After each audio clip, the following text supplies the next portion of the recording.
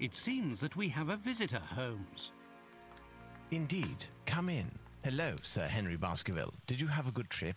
But how do you know who I am? I had not announced my visit. By looking at your dress, it is totally unsuited to our wet English weather. This allowed me to deduce that you came here in a hurry and carrying the bare minimum in your luggage. Then there is a blue ink stain on your thumb, the same blue ink used by the passenger service at Waterloo Station to print their tickets. Your ticket has stained your thumb because of the rain. Also, my attention was attracted to your cufflinks with the initials HB, but still I had not yet made the connection with the famous Baskerville family. It is by remembering a Times article that I deduced your identity. It was telling of the odd death of Charles Baskerville and the likely return of his nephew and only heir, Henry. Brilliant. Your reputation is well-deserved, Mr. Holmes. But let me explain the purpose of my visit. You do not believe in legends, and you would like to clear the circumstances of your uncle's death. You need a factual, logical, and rational explanation of what some call the curse of the Baskervilles. And who else, in all modesty, but Sherlock Holmes and his faithful friend Dr. Watson would be able to solve such a mystery? Watson, my friend, pack your bags. We're leaving for Baskerville Hall. Tell us about the curse of the Baskervilles, Henry. Its origin dates back to my ancestor, Hugo Baskerville. It is said he was a vile person who earned the wrath of the devil. After his death, all our ancestors seemed to come to bad ends at Baskerville Hall. At the scene of each death, there were always dog or wolf tracks, but gigantic. Thus, over the centuries, a legend was built, that of a creature from hell, the Hound of the Baskervilles. My uncle was sure that it was a reality. He was convinced that the beast would take him sooner or later, as it took all those our lineage. With his last letter, he sent me this medallion. According to Charles, it was needed to break the curse of the Baskervilles, but he did not know how to use it. Do you believe in this legend, Mr. Holmes? We'll have to exhaust all other hypotheses before falling back on that one. Baskerville Hall in sight.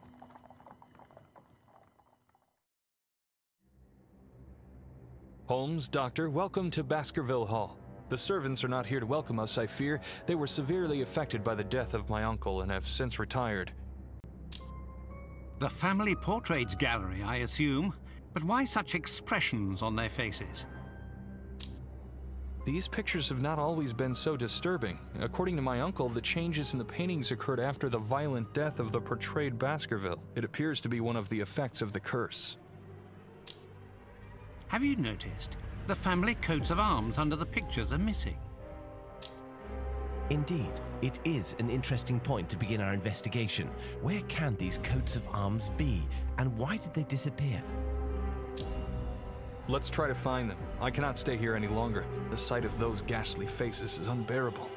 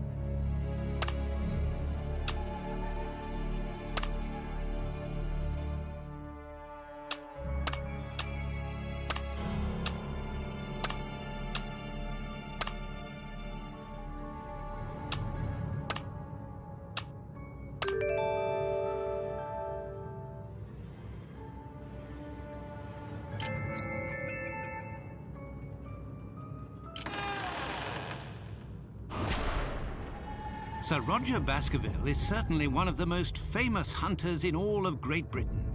Indeed, Dr. Watson, my grandfather spent a large part of his life traveling the colonies of the Empire to stalk the largest predators in the world. Let us try to learn more about the tragic death of Sir Roger Baskerville. Such a distinguished hunter could not possibly have been killed by a simple dog.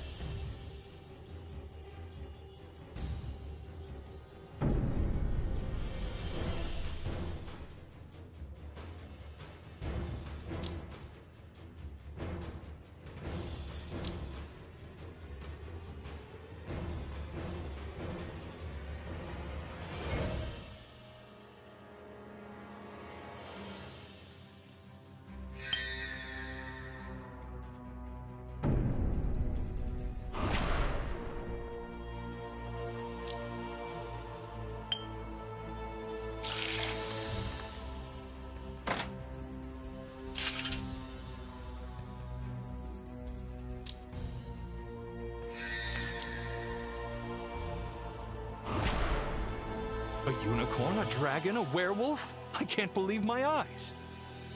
Don't let appearances fool you, Henry. Dr. Watson is right. It is unlikely that these fantastic animals ever existed. It is, rather, a matter of a remarkable job of taxidermy.